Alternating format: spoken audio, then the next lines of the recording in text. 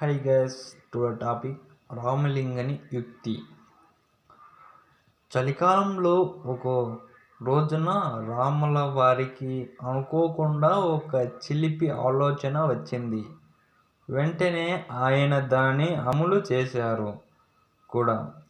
శీతాకాలం కదా, ఇప్పుడు గడగడ వణికించే ఈ చలిలో మేడలోతు నీళ్ళల్లో మునిగి రాత్రంతా ఎవరైతే జాగారం చేస్తారో వాళ్ళకి 10 హారణాలు బహుమతిగాన అని చాటింపు వేయించారు.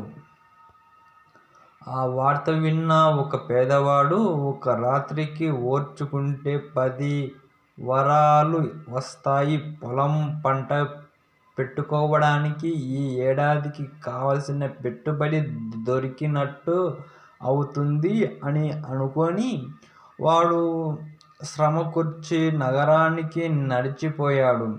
నిండు సభలో వారు రాజుగారికి కలిసి తను పందెంలో పాల్గొన్నట్టు తెలియచేశాడు.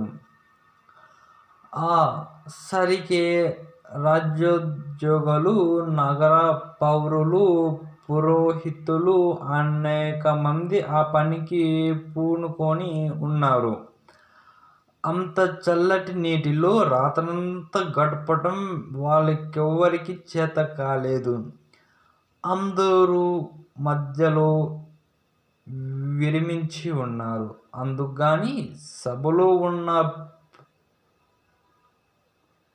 పండితులు ఈ పేద రైతులను చూసి ఎగతాళిగా నవ్వారు.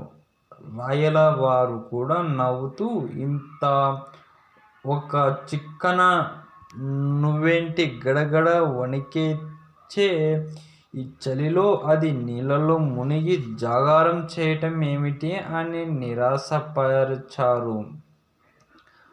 కానీ రైతు పేదరికం అతని పట్టుదలను మరింత దృఢపరిచింది. ఎవరు ఏమన్నా అతను తన పట్టు వీడలేదు. నీళ్ళల్లో ఉండాలంటే ఉంటానన్నాడు. అలసటమే కాదు, రక్తాన్ని గడ్డకట్టించే ఆ చలిలో రాత్రంతా మేడలోతు నీళ్ళల్లో మునిగి నిలబడతాను అనుకొని పనిని పూర్తి చేసి తెల్లవారులందగా తడి బట్టల్లోనే రాజ్య ప్రాసాదానికి వచ్చాడు. రాయలవారు అతనికి ఒక గదిలో కూర్చోపెట్టి తన సమాచారంతో చర్చించాడు. ఈ రైతు చెబుతున్నది వాస్తవమేనా? రాత్రంతా చలిలో చీకటిలో మెడలోతు నీళ్ళల్లో మునిగి ఉన్నాడా నిజంగానే అని అడిగారు వాళ్ళని. అక్కడ ఉన్న పండితులు అందరికీ రైతు నిజంగానే మాట దక్కించుకున్నాడని తెలుసు. ఆయన తమకు రావాల్సిన ఖ్యాతి ఎవరూ అనుకోని దక్కటం వాళ్ళకి ఇష్టం కాలేదు. వాళ్ళు రాయలవారితో, ఇందులో ఏదో మోసం ఉంది మహారాజా అన్నారు.